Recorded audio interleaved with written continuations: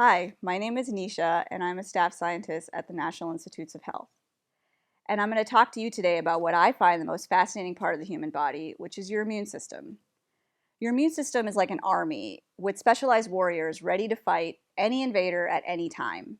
And this includes viruses, some types of bacteria, parasites, and even cancer. However, some babies are born with defects in all or parts of their immune system.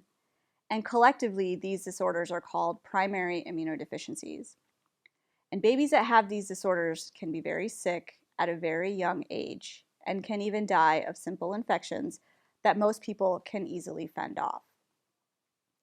Primary immunodeficiencies are caused by changes in certain genes, which make certain proteins defective. Part of our lab studies how these defective proteins can affect immune cells in various ways. We're also working on a new treatment for these disorders called gene therapy. And in gene therapy, we first take the baby's blood stem cells from the blood or bone marrow. And these cells are special because they can morph into all the types of immune cells that the baby needs to survive.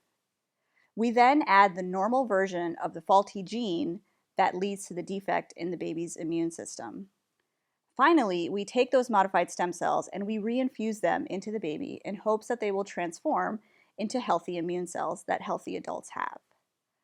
If this works, it could be a permanent cure for these disorders.